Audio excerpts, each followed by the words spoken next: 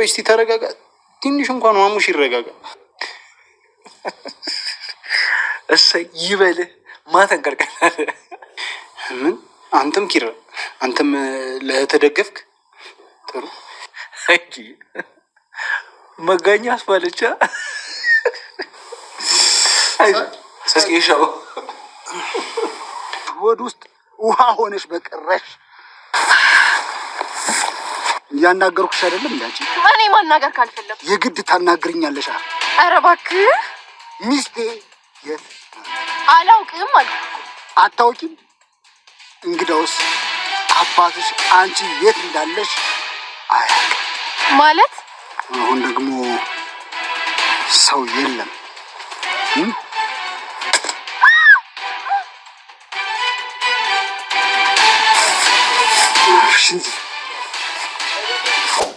በዛብህ የፎከረው ነገር እያደረገው ይመስላል። ወንድሜ ሊያገባት እያለ ድግስ ተደግሶ አስደፍታለች በማለት የሷ ድግስም ሲደፋ ማየት አለብኝ ይላል።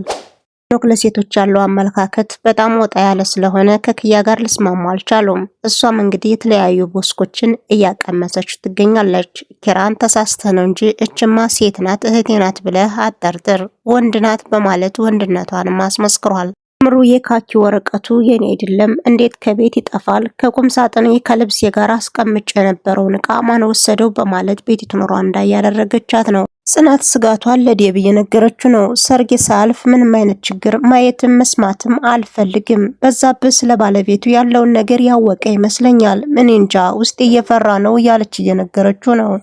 ሰላም ጤና ይስጥልኝ ውድ ቤተሰቦቼ እንደምናላችሁልኝ በያላችሁበት ሰዓት አቆጣጠር ሰላማችሁ ብዙ ትርፍ ይበል እያልኩኝ ለዚህ ቻናል አዲስ ከሆናችሁ ላይክ፣ ሼር፣ ሰብስክራይብ በማድረግ አበረታቱ ይላችኋለሁ። እስከ ቪዲዮ ፍጻሜ አብራችሁን ቆዩ።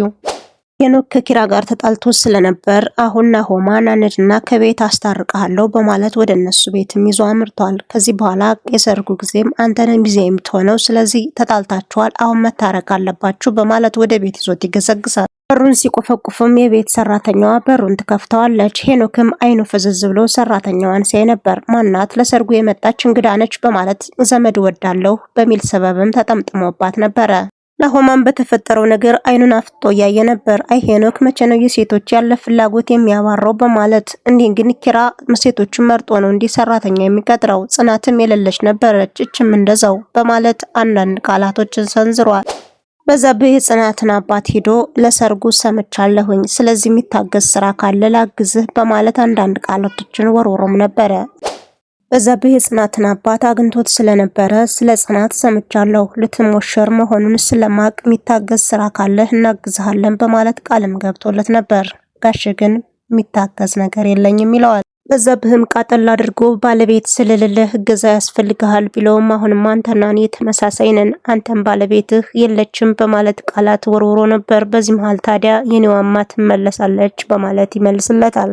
በሌላ በኩል ጽናት እየተጨናነቀች ነው። ዴብን ከቀጠረችው በኋላ በዛብህ ነገርየውን የሰማ ይመስለኛል። ስለ ብርቄ በደንብ እያጣራ ነው። ስለዚህ ከሰርጌ በፊት ምንም አይነት ጉዳት እንዲደርስብኝ አልፈልግም፣ እኔ ግን ችግር የሚፈጠር ይመስለኛል እያለች እየተጨናነቀች ነው። ዴብም ቃጠል አድርጎ አይ ቢሰማሽማ ሌላ ችግር ይፈጠር ነበር፣ ስለዚህ ዝም ያለው እስከዛሬ ድረስ በደንብ ያልሰማሽ ሆኖ ነው፣ የሆነች ፍንጭ ይዞ ነው እንጂ እውነተኛውን አልሰማም፣ ስለዚህ አታስቢ ፈጣሪ ያውቃል በማለት እያበረታታት ነው። ሄኖክ ወደ ኩሽና መርቶ ስለ ሰራተኛው ውበት ተናገረ። አቤት ውበት፣ አቤት ቁንጅና እያለ እሷ ግን አይሞቃትም አይበርዳትም። በተፈጥሮዋ ዝምተኛ ስለሆነች ዝም ብላ ያየችው ነው። ሽንት ቤት አንቺ ነሽ የነበርሽ በማለትም ጠይቆ ነበረ ማለት ትለዋለች።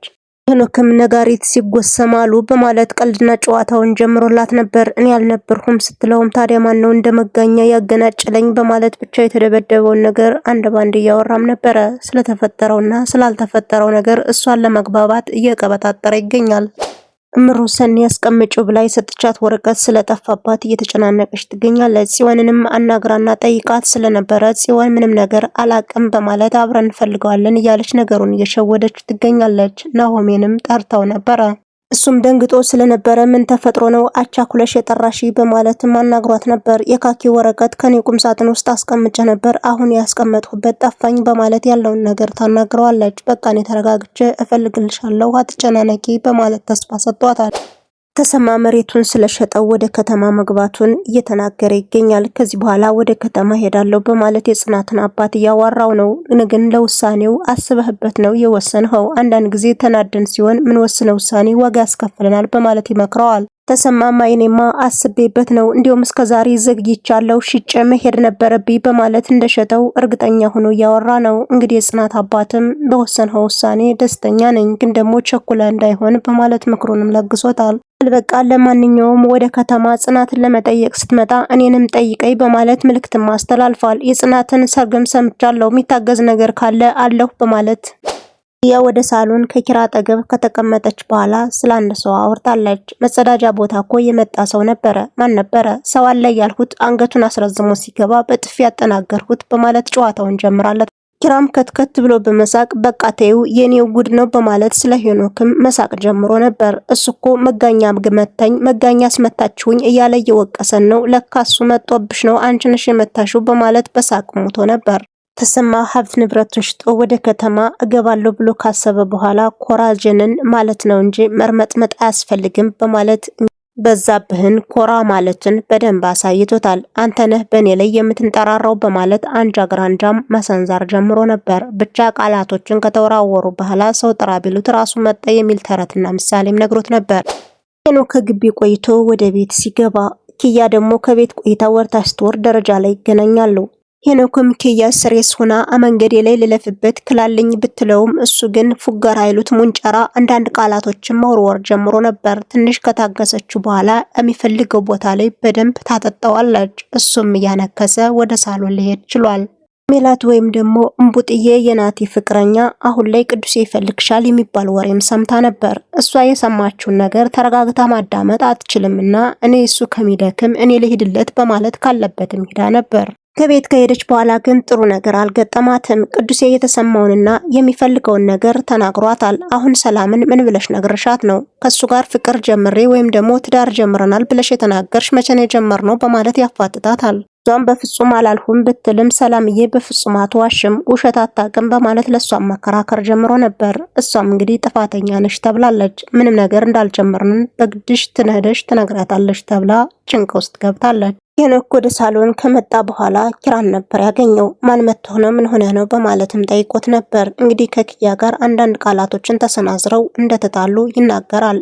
ሄኖክም ቃጠል አድርጎ መጋኛ መታኝ ብዬ ስናገር ምን አለበት ቆንጆ ሴት አለች ብለህ ብትነግረኝ ኑሮ ሲለውም እህቴ ላይ ውረድላት በማለት አንዳንድ ቃልም ይናገራል። ኪራዬ የእውነት እህትህ ናት፣ ግን ተሳስተሃል፣ እህትህ አትመስለኝም፣ የሆነች ወንድ ነገር ናት በማለት የእውነት ሴት አይደለችም ወንድ ናት፣ ጾታዋን ማጣራት አለብህ ብሎ ከቀለደ በኋላ ባለፈው እኮ መጸዳጃ ቦታ የመታችኝ እሷ ናት ብሎም ተናግሮ ነበር። ራሴን ስቼ መልሼ ተነሳሁኝ እንዳለ ኪራ ደግሞ በሳቅ ሞተ። እናት ወደ ውጭ ወጣ ነበርና አሁን አባቴ ቀድሞኝ ከቤት ሳይደርስ እኔም ተሎ ብዬ ሂጄ አሁን ላይ እቤት መገኘት አለብኝ በማለት ቶሎ ቶሎ በመራመድ ላይ ያለች በዛብህም አግኝቷት ነበር። እንደሌላው ጊዜ ሚታለልልኝ መስሏት አንዳንድ ቃላቶችን ሰንዝራ አንጃ ግራንጃ መናገር ጀምራ ነበር። እሱ ቃላት ሲወረውር እኩል እየተመላለሰችለት ነው። ነገሩ የከፋ አልመሰላትም።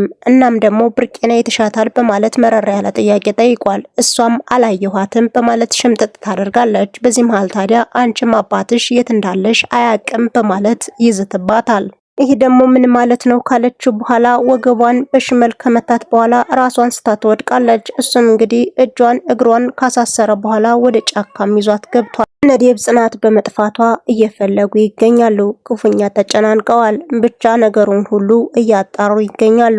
እየተፈለገች ነው። ሰርጉ መቼ እንደሚሆን ባይታወቅም ግን ደግሞ ሰርጓ ስለደረሰ ይሄ ነገር መከሰቱ ቤተሰቡን ችግር ውስጥ ጥሎታል። ራም ጉዱን ስላላወቀ ባለቤቴ ደህና ናት ብሎ በማሰቡ ያለውን ነገር እያዘጋጀ ይገኛል። ውድ ቤተሰቦቼ የዛሬ ቆይታችን ከዚህ ጋር ተጠናቀቀ። በሌላ ቪዲዮ እስከምንገናኝ ድረስ መልካም ቀን ይሁንላችሁ።